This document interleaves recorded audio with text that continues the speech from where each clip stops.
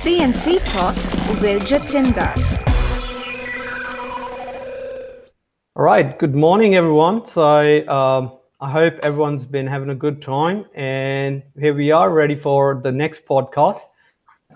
Before I start the program, again, I must welcome Ben from 3D Tech, and he's joining us, and he's going to give us a bit of input on different ideas and everything. So welcome, Ben. He's joining us, and he's going to give us a bit of input on different ideas and everything. So welcome, Ben. Hi, g'day guys. Sorry, Jatinder, I'm having a little bit of trouble hearing you. You'll have to bear with me just for a moment. Right, yeah, I think you have your speakers on the live stream. So yeah, so once hopefully that's fixed soon. Ben, let me know once you're done. And I think everyone enjoyed the last program, and I must apologize for a few things that happened in the last program. Like the camera was, kind of selected for the wrong person.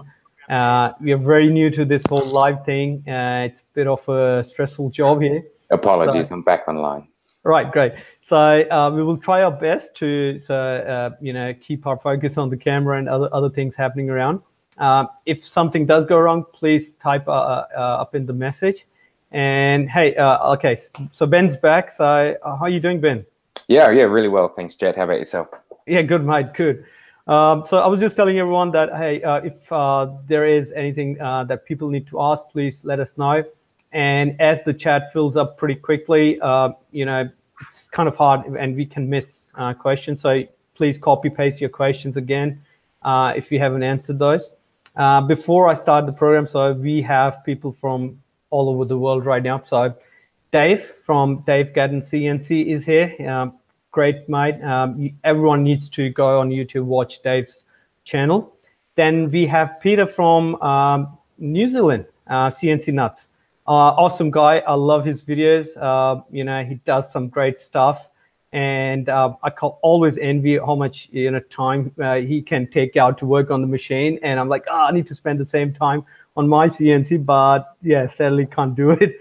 So yeah, he's got some great information about CNC. He started, everything in his garage, learned everything himself. And being in New Zealand, he shared with me that how hard it was to just get parts and get started. So we've got a good mix of people here and really experienced people. So again, yeah, please keep your questions coming in. For this week, we have 3 topics that we picked up. And this is basically people been asking us over email or chat and, things they've been having trouble with or they need a bit of help. So we picked 3 topics that we thought, okay, it's going to help a lot of people here. The first one, we will start very soon. Ben, do you have anything to say if I've missed anything, or should we just get started on the topics? No, let's get started. Unless there's any opening questions, I'm just scrolling through. No, it's all just hellos. Yeah. Let's go. Great. So how many people watching, by the way? No idea. Okay, so maybe someone can tell us because we're trying to limit the number of windows on our screen. It's just, too much for me to handle.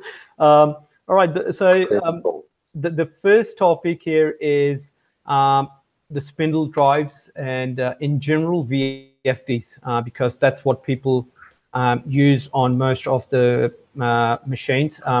Some machines do use servo motors for spindle, but they're really high-end machines, so we are not talking about those today. It's going to be more for the VFD side of things because you can get a VFD, that's one thing, but then to get the VFD working and set up with your controller, and now it can be any controller, not just the master controller, any other controller. So we're going to just try to do a quick brief on what's a VFD and what's the process of setting up a VFD with the CNC controller. So I would say Ben, he has a great knowledge about electronics, and he uses VFDs on all his machines, so he's got a lot of experience on that. So how about Ben, you start with the bit of info on kind of what a VFD is, and then we'll go through the actual process of maybe what's the easiest way to set it up? Sure. So a VFD or a VSD, variable frequency drive or variable speed drive, we get a lot of questions on them basically daily. And they usually are along the lines of, why are they necessary? How am I going to run this three-phase spindle? I've only got a single phase. And I suppose they're probably the main two. And the reason we use the VFDs or the VSDs are because our spindle motors are need to be variable speed controlled, and they need to run on the three-phase. So the VFDs work by first rectifying I should start to say that regardless whether you're using three-phase in your shed or single-phase, you most likely still want to use a VFD because not only do they enable you to use a three-phase spindle if you only have single-phase, but they also adjust the frequency, which is what the motor's RPM is linked to, generally from 0 to 400 or 0 to 600 hertz. So without a VFD, even if you did have your three-phase in the shed, your motor would be running at whatever speed it's set to run at your 50 hertz or 60 hertz. If you're in the States, I think you're on 60 hertz. So you do require a VFD generally if you need variable speed control of your spindle, which is pretty much always. So the way the VFD that we usually use, which is a single to three-phase, works is you connect it to your single-phase 240 volt, or in the US different, sorry, and it rectifies the AC into a DC power, and then it inverts it back to AC over three phases. They're all shifted, so it's basically creating three phases from your single phase. And it then adjusts the frequency from 0, which is motor not running, to 400 or 600 hertz, which is motor running flat out at 10, 20, 25, 30,000 RPM. And generally, I noticed there's actually a question here about using Modbus. I don't actually have any experience with Modbus. The options are usually for speed control, 0 to 10 volts, 4 to 20 milliamps, or an RS2. I can probably cover it up regarding the Modbus a bit later when it comes to the communication side of things. Yep. Great. Well, the other options are 0 to 10 volt, 4 to 20 milliamp, or RS232 or RS485 for controlling your spindle speed. Otherwise, most VFDs will come with a control panel on the front with a little trim pot for you to adjust the speed. Yeah. It's kind of handy sometimes to have that control when you're standing at the machine. You don't have to go and reach for your CNC controller or keyboard or whatever. If you have your key panel, and you can just grab and dial it up and down. But generally, most VFDs will request that you use one method or the other, and not G-code controlled spindle speed and also your trim pot. So we usually use the 0 to 10 volt input on the VFDs, so that we like to use the Masso in a lot of our machines that are running three-phase spindles, and we use the Masso 0 to 10 volt output so that we can set spindle speed in G-code, and then if need be use the overrides on spindle speed to just make slight adjustments on the fly during a job. Yeah. So some of the other handy things about VFDs is they've got a ramp up and down. So you can generally, VFDs are often really confusing. 100-page manuals, often written in quite poor English, and they can be a little bit daunting for electricians as well. A lot of residential electricians you might come across in getting some support setting up a VFD might not have come across a VFD, and so they are a bit technical and a bit dangerous, and often the manual's a bit daunting. There's usually only half a dozen or a dozen parameters that actually need setting, but they're hidden amongst 400, 500 parameters in a 100-page manual, so they can be a little bit interesting. That's where the biggest problem comes in, because you know, there are a few things. You know, how you were talking about, for example, Modbus or any other way of controlling a VFD. First of all, we need to identify what kind of control we have, or how we want to control a VFD, because there can be 4 or 5 different options on a VFD, and people get confused. And some people don't even realize that there are actually 5 different options on a VFD. They think, hey, there are going to be a couple of cables that I connect in a certain way, and it's going to work fine straight away. But generally, it does not. So just to give an example, as Ben said, either there's a little trim pod and a few buttons on the actual VFD, and you can press the run button or the forward or the reverse, because with the VFD, you can actually spin your motor in both directions. That's a good point, actually. Yeah. And when you set up a VFD, you have to check. I actually did have one customer that months after setting up his machine contacted me to say, "Wow, it's really working well. I was gonna look for a refund because the machine didn't work so well," and he realized that it was spinning anti-clockwise and he was cutting things. Exactly. So a lot of people, when using routers, they only just need to run it in one direction. But you know, depending on your tools or other milling machines, you might need to run in both directions. So with the VFD, you can run your spindle in both directions and full RPM range. So that is kind of the basics. But how we was talking about the control side of things, that you have different options. So from the panel, we start off with the panel, and some VFDs don't even have the panel. So either they don't have an option to have a panel, or you can plug in one. So you really need to understand. So first, once you have a VFD, you figure out what kind of interface it has. So if it has a panel, then most likely you can actually read the user manual. Hopefully it's not one of those Chinese drives, so you can actually read and it'll make sense. And then go through the settings and set up what you want. And we will discuss that about those settings a bit later.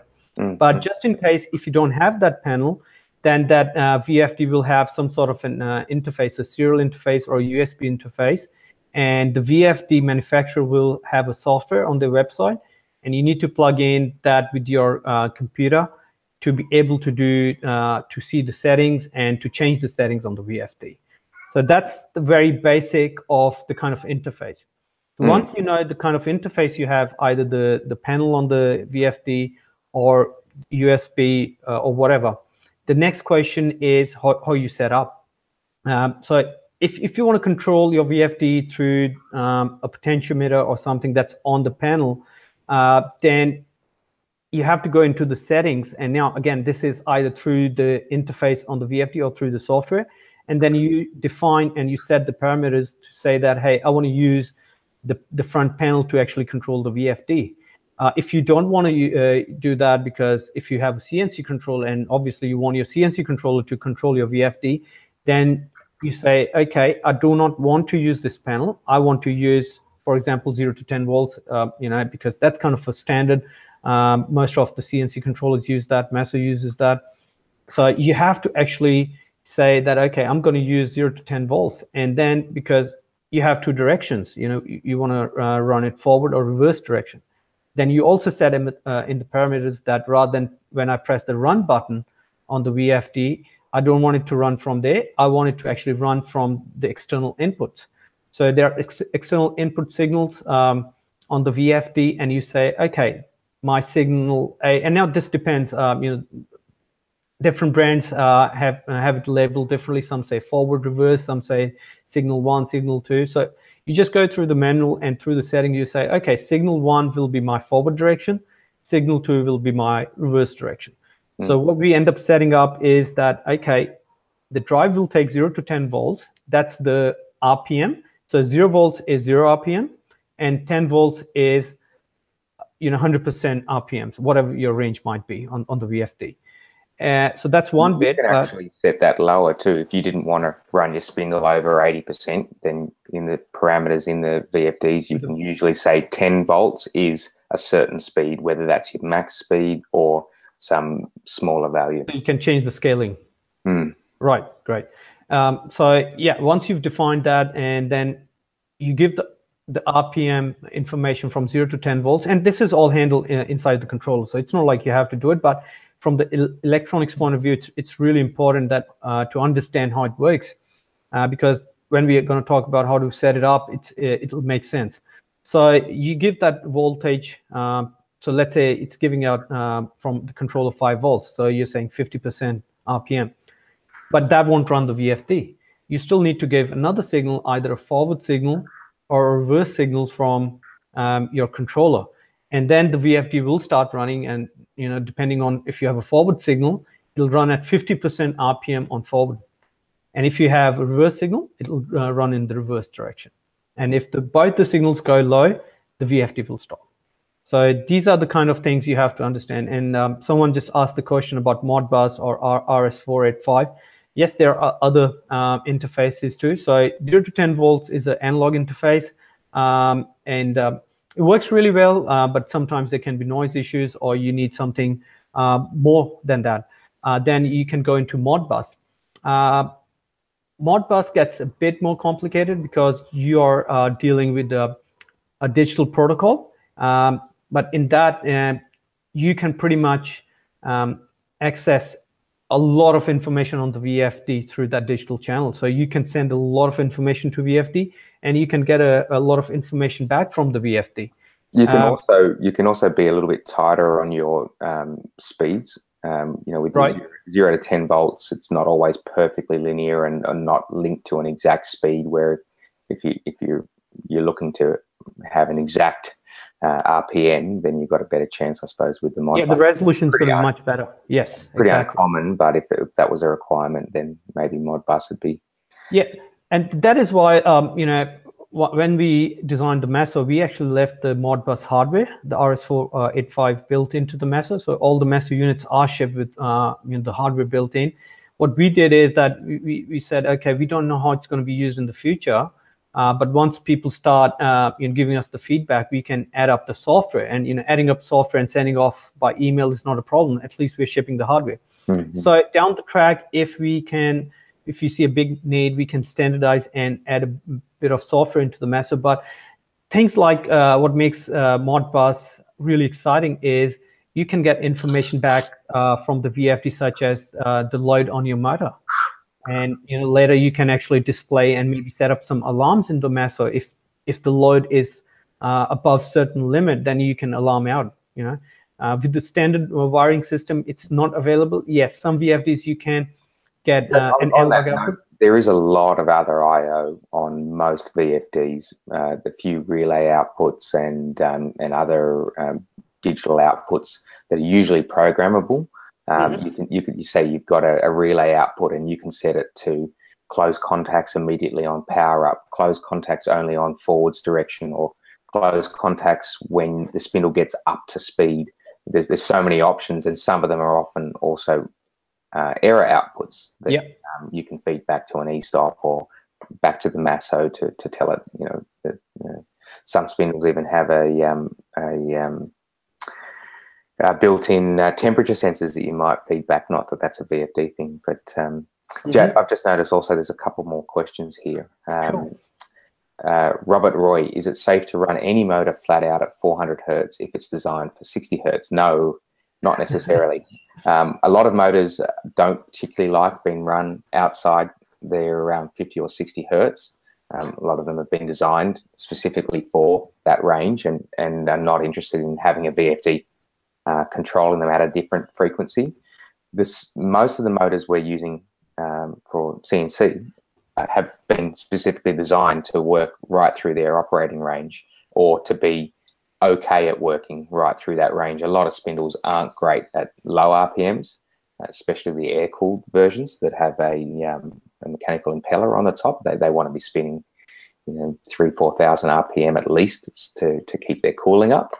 But yet, no, it's not always necessarily safe to run a motor flat out unless it was designed to be run on a VFD at all right frequencies. Okay. Also, keen to know what Richie Harcourt, keen to know what your preferred model brand of VFD is for, say, a 2.2 kilowatt motor, and how robust you've found them. Well, I personally use an Invertech E3 system for all of our 2.2 kilowatt VFDs, and they are fantastic. We haven't killed one yet, and we've got a lot of them out there running on a daily basis, and they're quite affordable. They're all approved and safe in comparison to a lot of the eBay VFDs that you can pick up. So yeah, that's my preferred VFD is the Invertech. Jat, have you got any preference or found any to be? I've been actually spending less time on, I would say, VFDs. We used like initially when we were building machines for trials and everything, we used like Delta, Fuji. We've used quite a different ones and different motor types. So I won't be able to say as such, but yes, I have a mixed feeling, just like anything else. What do you get from eBay or of China? Because there's nothing like quality control, or you look at the manual, they'll tell you everything about it. It's just you don't know what are you going to get. It's the photographs are going to look something else. What do you get? It's going to be something else, and you don't know what issues they're going to create. They can be terribly noisy, and that's another question we often get asked: why are our VFD and spindles so expensive? And in fact, they're not. The spindles, we have some up to 2.2 kilowatts spindles for as little as $350, and we've been using them for years and years, and they just last beautifully. The cost is in the VFD, and you can pick up a VFD on eBay for a 2.2 kilowatt spindle for $150. Right. Or that you can go and buy an Invertech or one of the name brands, and it's more likely to be $600+. And the difference could be in the many hours you spend trying to work out why you're getting false limit switch errors, and why you're getting a poor quality video signal, and random things are switching on and off. And mate, I had a client here in Australia, and he was making a machine to cut granite or something, and he called me and he's like, hey, there's some issue with Maso. It's just the axes are running on their own, and I'm like, okay, what's that? Is it some big bug? And then we were on the phone talking, trying to troubleshoot it, and then I said, you know what, how about you disconnect everything from the Maso and just don't connect anything and power on. So he did, and still the machine was working. So we realized there was so much noise coming from the VFD. Yeah. It was actually sending step and direction pulses out. Yes, the drives were thinking, hey, we've had that. We've had that same issue as well. Yeah. So those things, once, and that's the whole idea of doing these videos and podcasts, trying to share this information that sometimes it sounds really easy to do something. I remember Peter from CNC Nuts. He did a great video about making a vacuum table for routers, and he explained, he went through the process of the things that you only realize once you start doing things like this. So it's exactly something like this, that it sounds good as if, hey, I'm going to get a VFD, and VFD is a VFD, I'm going to put it in my machine, it's going to be sweet. No, VFDs, stepper motor drives, servo drives, all of these, you need to have something that's got a good reputation, good branding or something. A good user manual as well. It's worth a couple of $100 in your time just having a user manual. I actually just start from that. And one of the articles I read a few weeks ago about Kogan, when Kogan started importing those TVs from China, the first thing he did was he actually got their user manual and he rewrote the whole entire manual in English, proper English. And the funny thing was, okay, that was definitely going to help him do his sales here in Australia.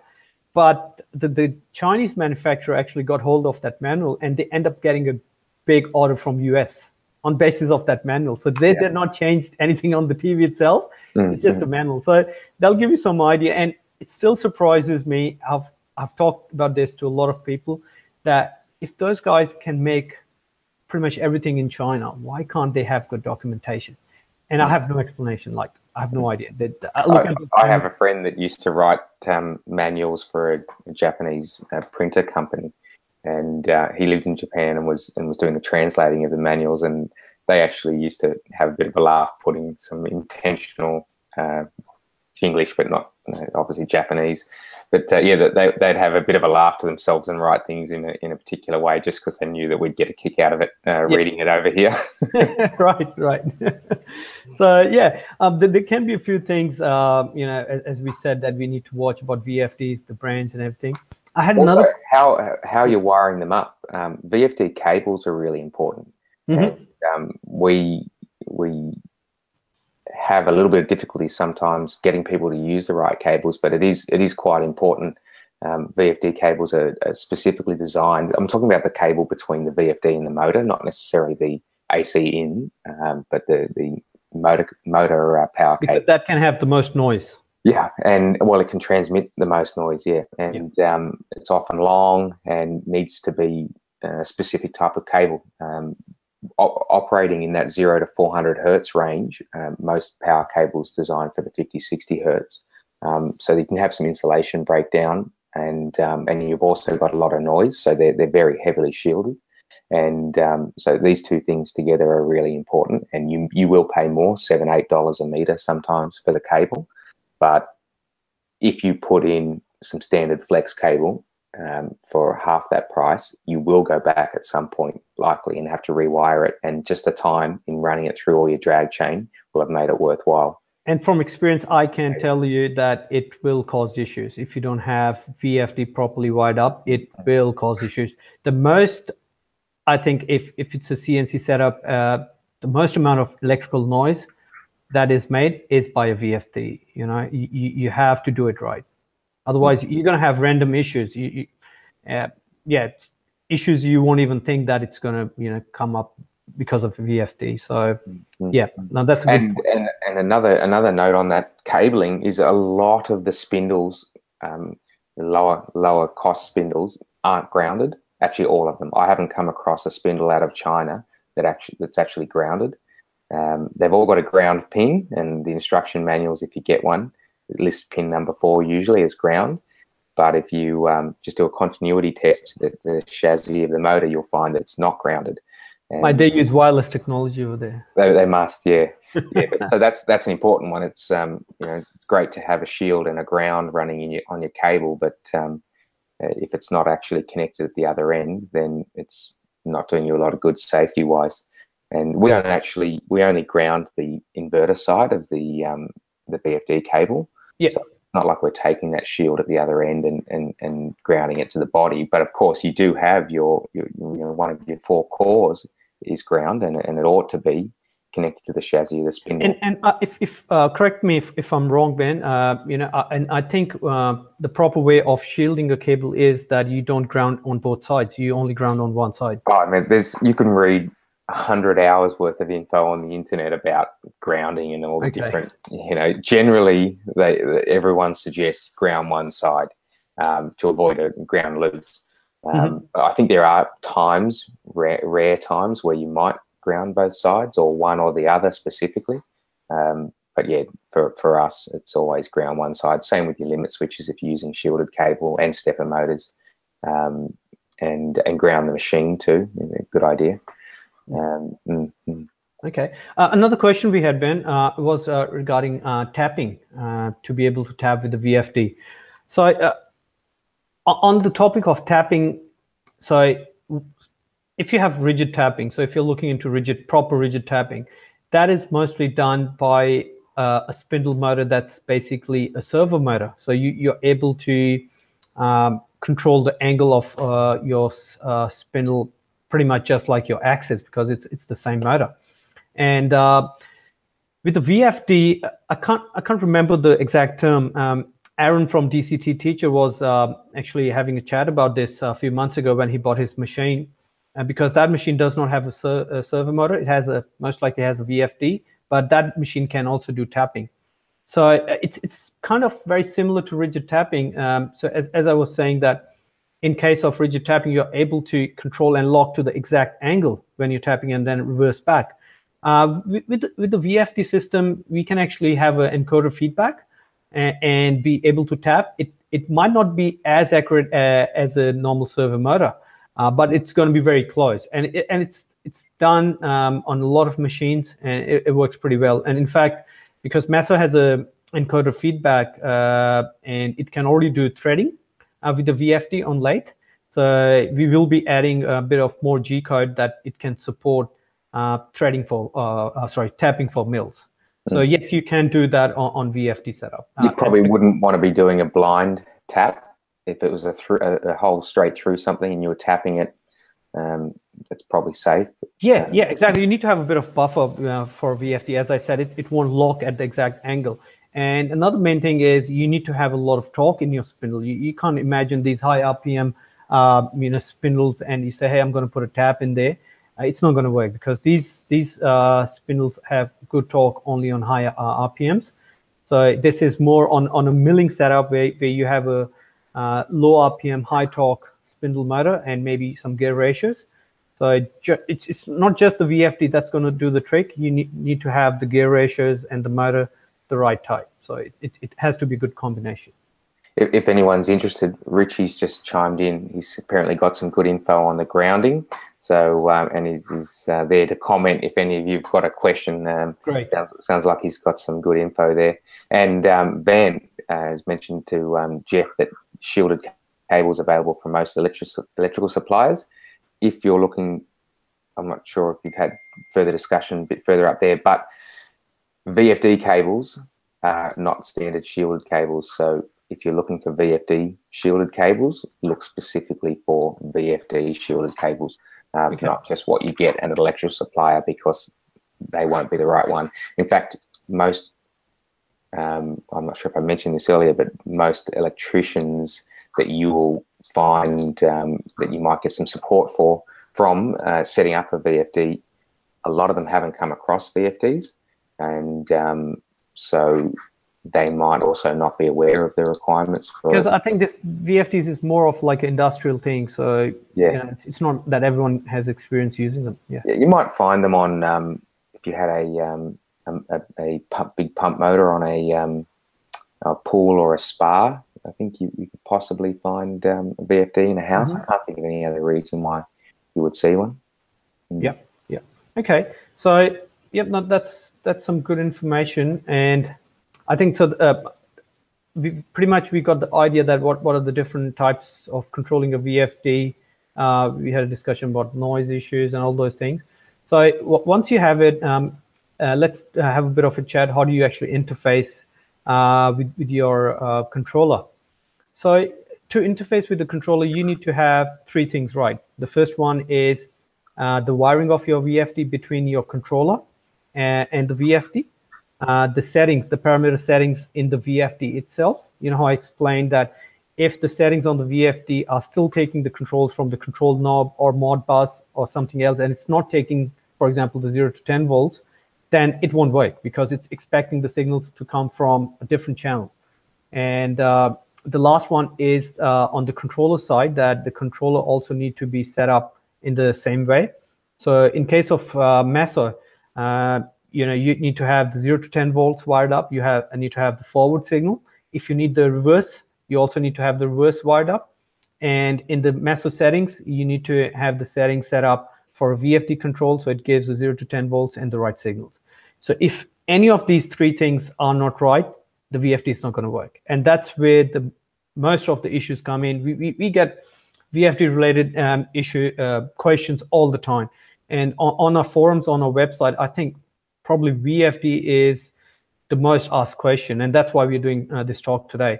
And if you follow those forums, you realize that, from day one, someone had it all set up, but it wasn't working. And because people generally expect that, hey, this is how you wire up, this is how you set up maybe in Meso, and you click, it's going to work.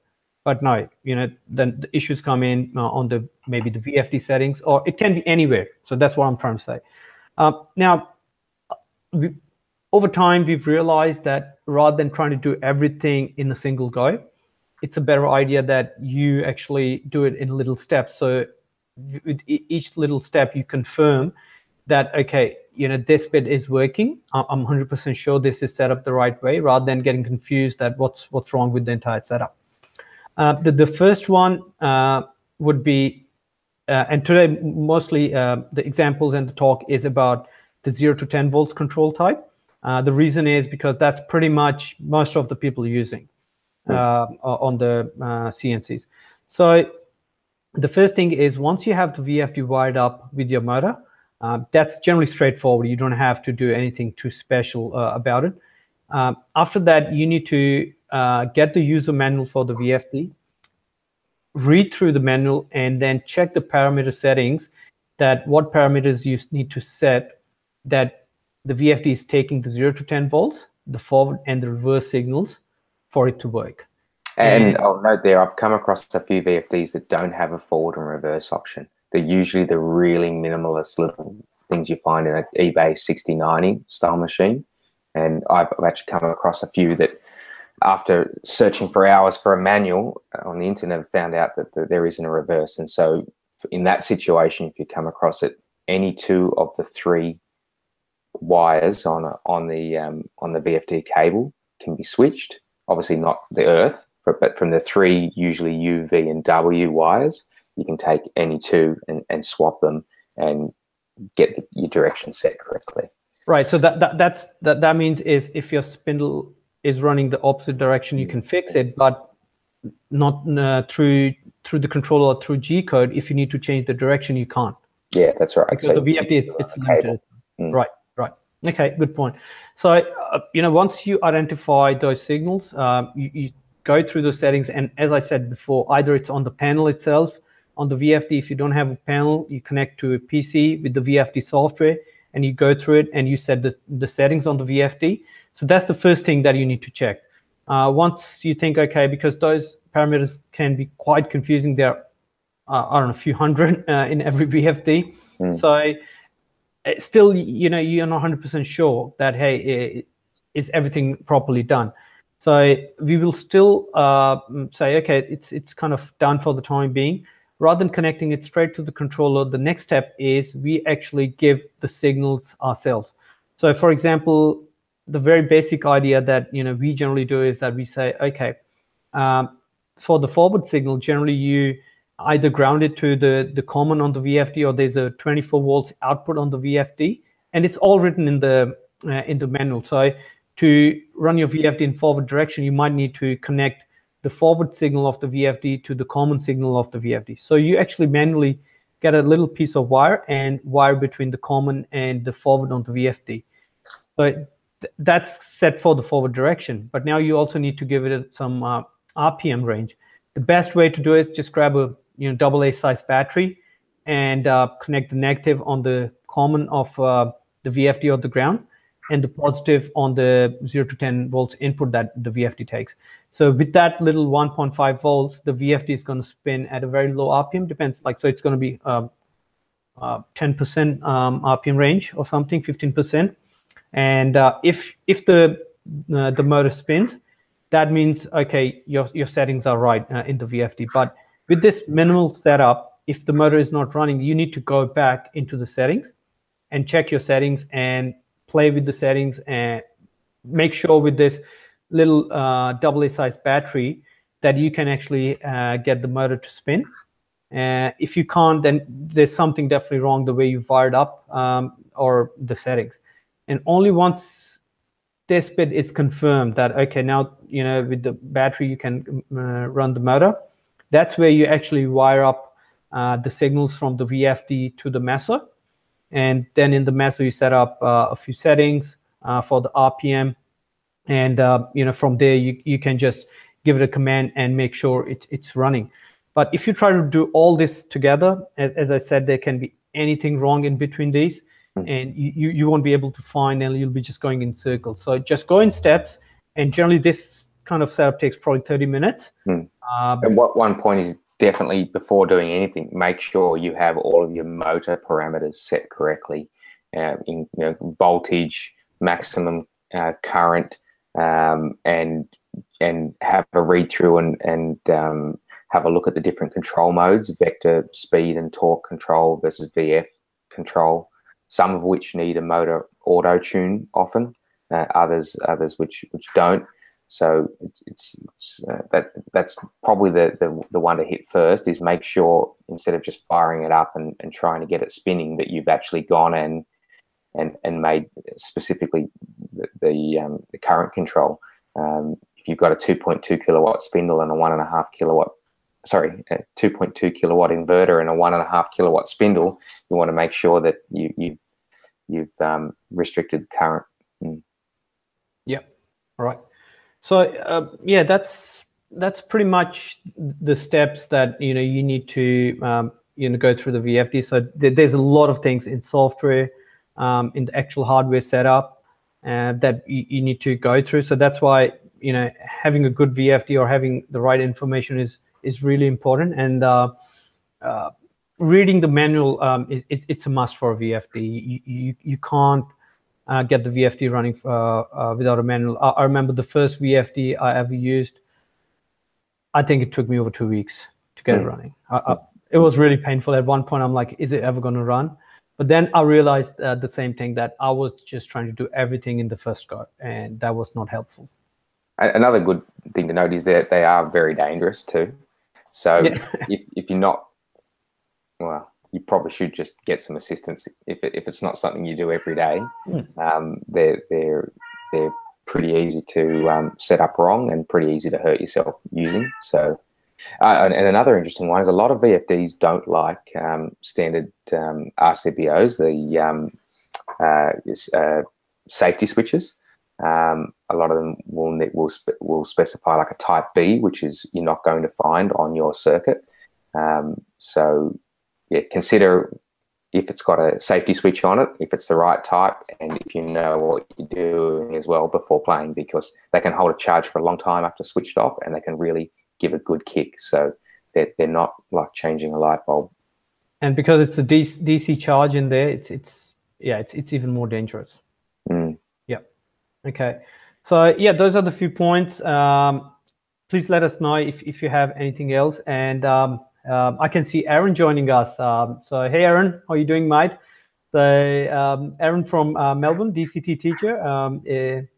He was here in the last program. He shared a lot of information, and yeah, I think everyone knows his channel. But if you haven't seen his channel, please go and Google DCT Teacher 1 on YouTube, and you can find a lot of information on CNC over there. So I think it covers the basics about VFDs, and if you have any questions, please put in the chat, or even once the video goes offline, you can put in comments or email us, go on the forums. And that's the whole idea about having the forums, is that if there is a certain model of VFD, what we are trying to tell people is that let's talk on the forum so other people can also use this information down the track. So that's great. If you get a new model that's not already been discussed, and you nut out how to get it working, not a bad idea to add some info on the forum for other users. So that's great. So we had 2 more topics, and wow, that went pretty long, and it is actually a big topic. So all right, so there was another question that a lot of people have been asking about the slave access option on the CNC, because a lot of people are using routers or a big gantry type of setup. A machine like this at the back, what I've got from Ben, because the gantry is quite wide. You just physically can't have a single motor in the middle to drive your axis. So you end up actually having 2 motors on both sides. And to do that, you need to actually have 2 motors, 2 drives, and slave them together. A lot of people have this confusion about slaving options, because to slave those axes, there can be basically 2 different ways. And we will try to clarify that what's the right way for your machine. So let's first go into a bit of detail what's basically slaving axes on your machine. So when you have 2 motors, so I'll try to position my hands on over here for the machine. So if you want to move these axes on the machine, you need to have 2 motors. So on Ben's machine, you've got 1 motor on this side, 1 motor on that side, and they work together, and then they move the axis. So if those motors are out of sync, you can just imagine the gantry being bent or something. So one way is that you actually connect the drives of these two motors, the step and the direction signals in parallel to the controller. So basically every time the controller tells the motors to move certain steps, they get the commands in parallel, and then they move the right distance and the right direction. Now, with this kind of setup, if there is only one homing sensor on that axis, this is good. And now, why do you need one or two homing sensors? So depending on how stiff your gantry is, some gantries, depending on the design, they're big, and you need to actually align the gantry a bit. In those kind of setup, you'll need two sensors. So I'll try to actually show the machine here. So let's say if you have one homing sensor on this side and the other homing sensor on this side. And if you're trying to align these axes, what's going to happen is you can't connect one signal from the axis to both the drives, because then both the drives are moving together. You need to somehow have to be able to control it separately. So in the meso settings, you can actually assign the A or the B axis to be your slave axis. So what's happening is that once you power up your machine, you try to home it, it's going to move the axis. Both the motors are going to work together. But if, for example, this sensor is reached first, then this motor will stop. But the other motor won't stop. And now I'm just trying to give you an example that if the gantry was not aligned.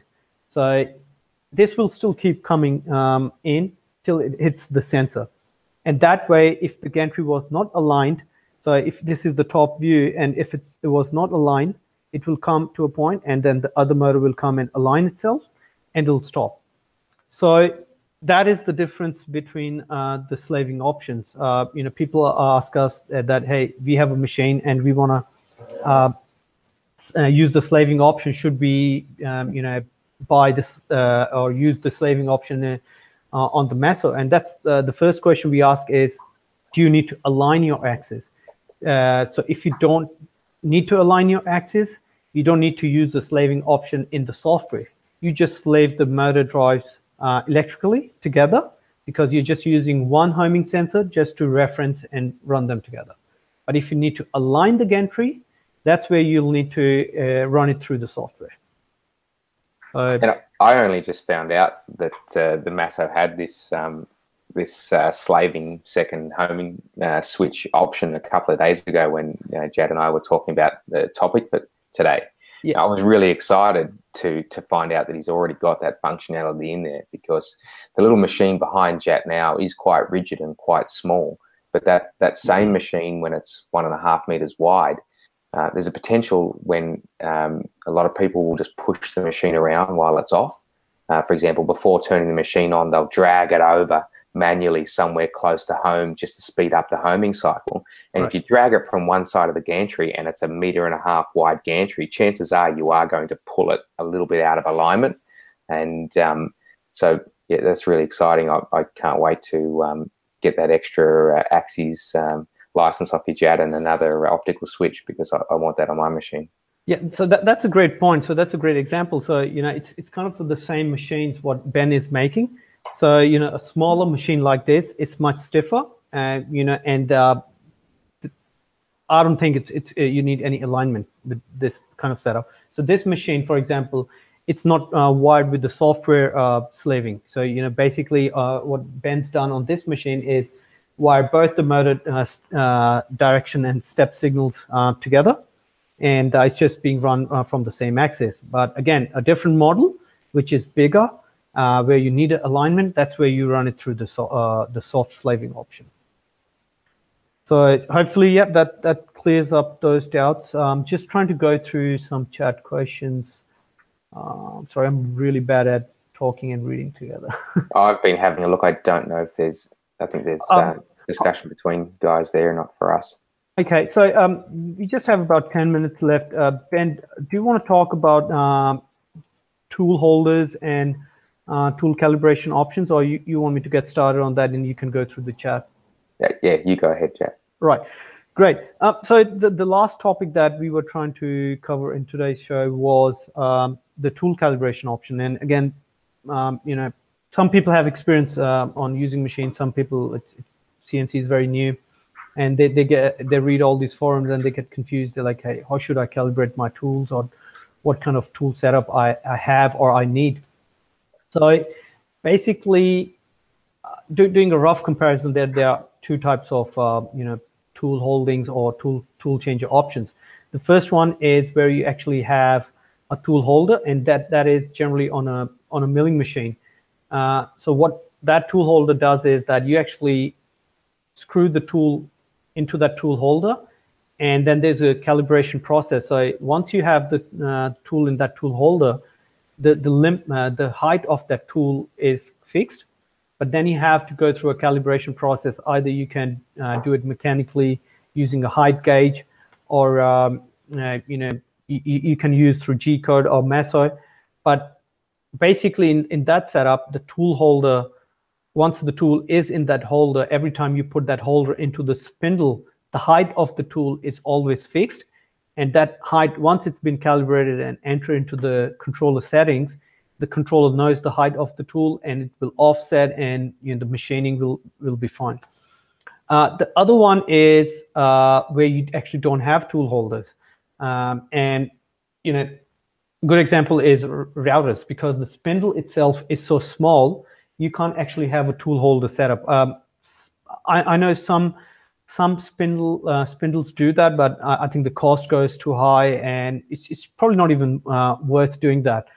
To have those tool holders, because for, you know, for 5, 6, 10 tools, you need to have tool holders pre-calibrated and you know, properly set up in the system.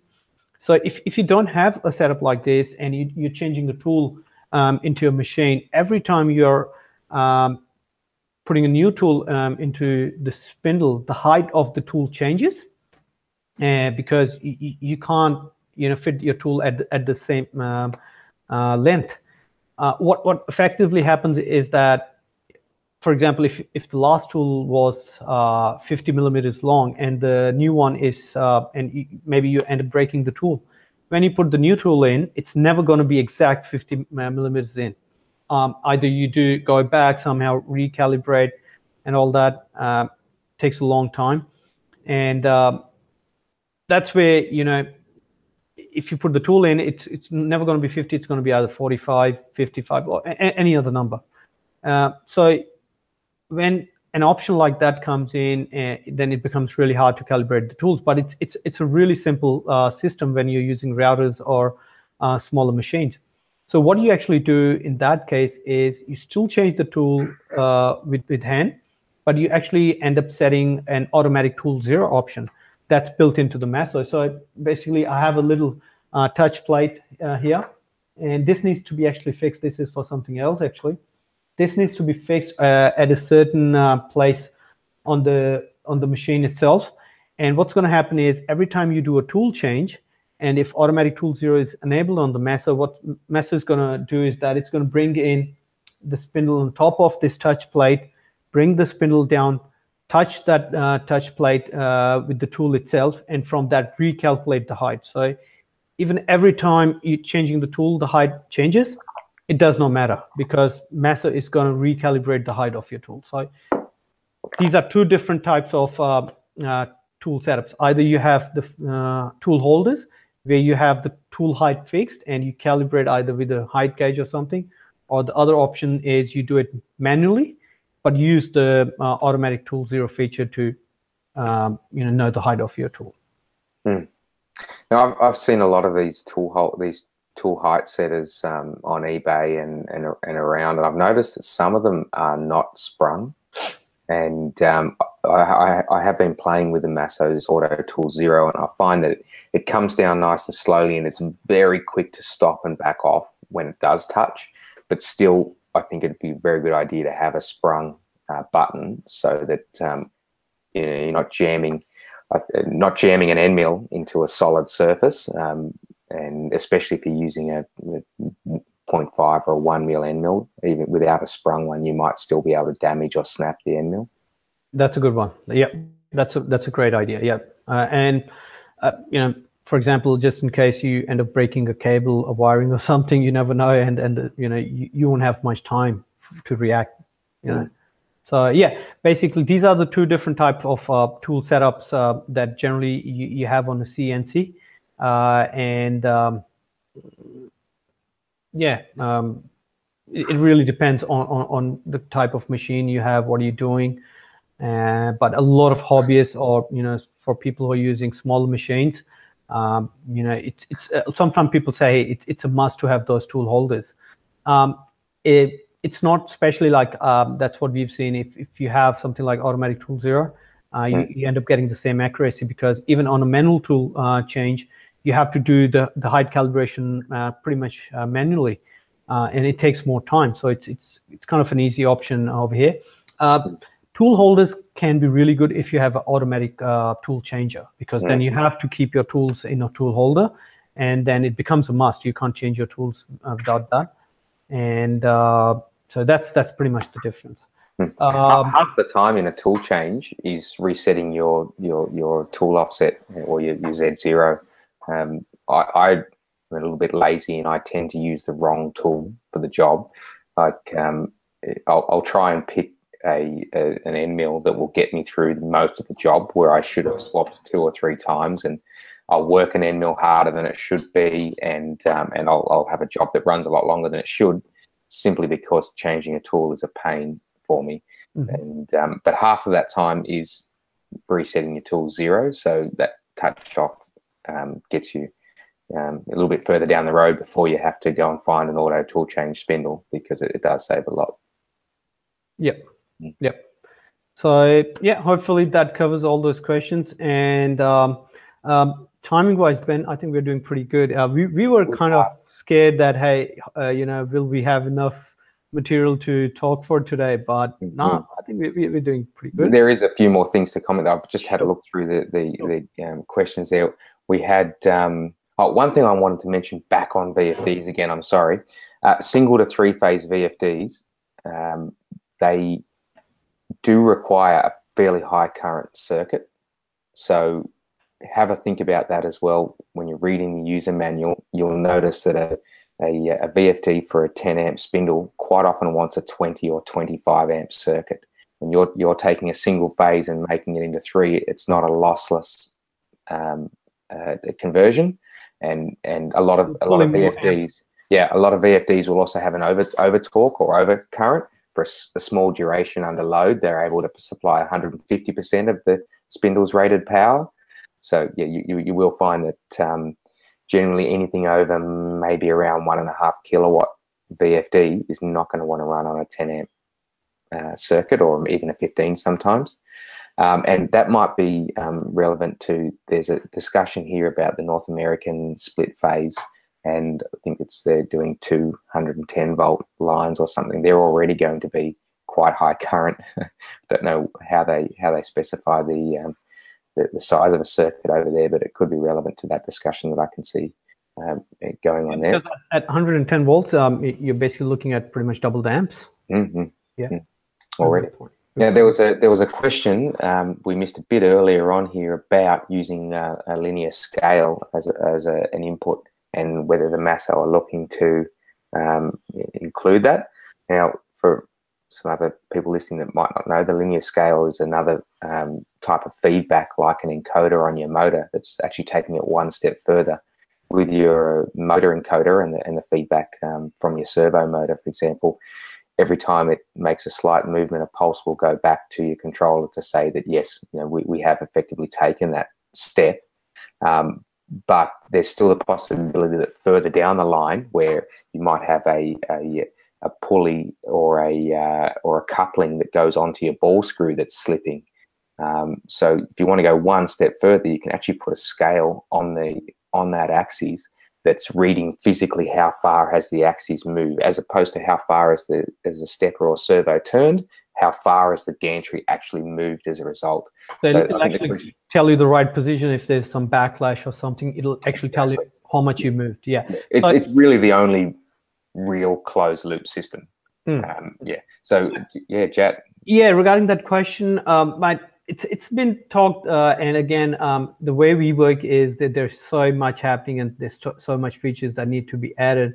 First of all, it's every time someone requests a feature like this, we add it up to our list, and it's more of like a voting system. So if someone is asking for a feature that is needed the most, we work on that on priority. With something like this, it's very kind of high end to that, as if most of the people who are using these machines, you can still get a really good accuracy, and it does the job for them. So at this time, it's not a priority. Down the track, we might add up. Another thing with this, something like this, is the hardware needs to be updated. The current hardware, you can't feed in those pulses into the masso from those glass scales. So right now, on at least on this version of masso, it's not going to be working. All right. So any more questions? I think the time's up too. Oh, okay. If the time's up. Yeah, and Dave's asked me about touchscreen. Yes, Dave. It's in the process, mate. Every time on every program I do, people ask me about touchscreen. Yes, we are working on that, and again, it's a bit on low priority at the moment. Have a few more things. Wi-Fi. People ask about Wi-Fi. Yeah, even that's due. So yeah, we are working on that. Touchscreen, we're very close. We just have one issue left, and it's funny how close we are. You can actually go to different locations with touch, but you can't tap. And we're trying to fix that with the drivers. So very close, and we might do a special alpha release just for the touch itself, so people can try on different touch screens. So yeah, that'll be coming soon. Okay, cool. So I think we should wrap up for today. We are kind of running out of time. Just a big thanks to everyone, to Ben, as always. And it's just really exciting. All this information is coming along.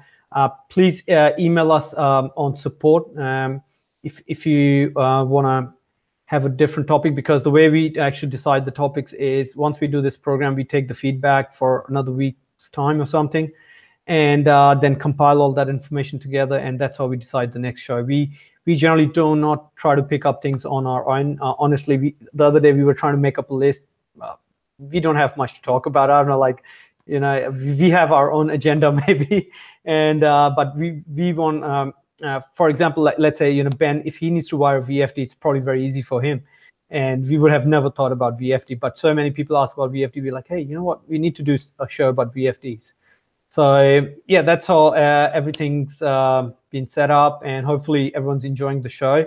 I'm having a good time. It's very relaxing to be kind of not doing the same everyday routine and kind of just talking to people. So yeah, all good. Thank you, everyone, and we'll talk to you guys in the next show. Okie dokie. Good on you. Thanks, guys. All right, bye. Cheers, chat. Bye.